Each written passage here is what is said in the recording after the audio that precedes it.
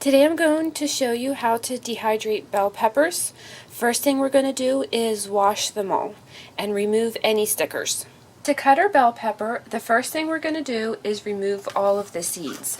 Easiest way to do this is to cut in a circle around the stem and a little bit into the flesh. This will release almost the entire seed pod. I put it off to the side and then I'm going to just cut straight down the center.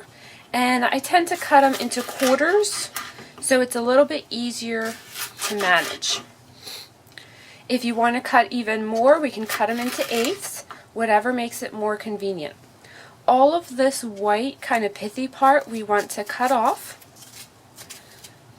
so that way we are left with just the nice green pepper.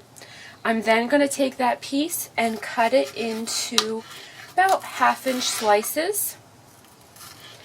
And it's easiest to cut from the inside part than it is from the outside. You get a little better grip.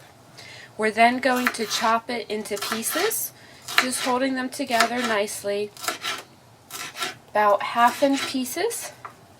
And we're going to do that to all of our peppers.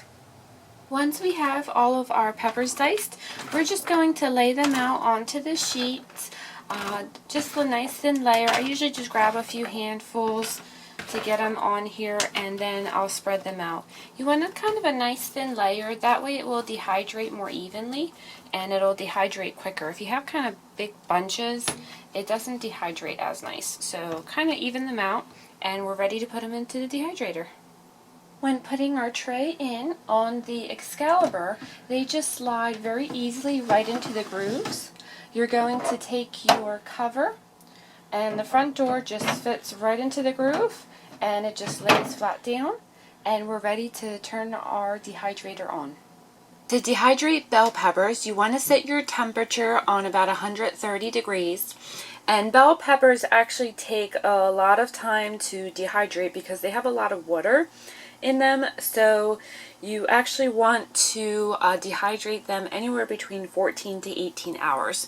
So what I like with my Excalibur is it actually has a timer, so I can just set it to how long I want to dehydrate it for, and then it'll automatically turn off, and I can check for doneness and see whether I need to put it in for a little bit more.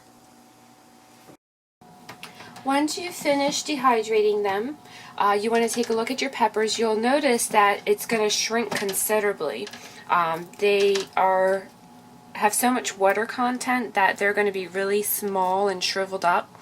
Now once you finish dehydrating them, we also want to let them sit for about a ½ hour so that they cool down. And this way we don't have to worry about any moisture in our jars.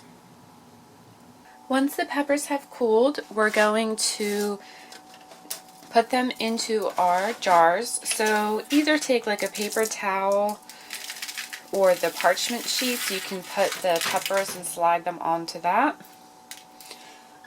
Sometimes it's also a little easier to work with the parchment paper.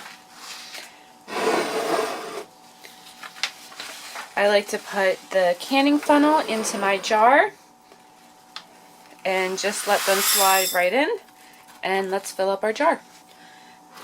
Once our jar is filled up, go ahead and put your lid on it, and don't forget to label what you have in the jar as well as the date. That way you can rotate your food in your pantry.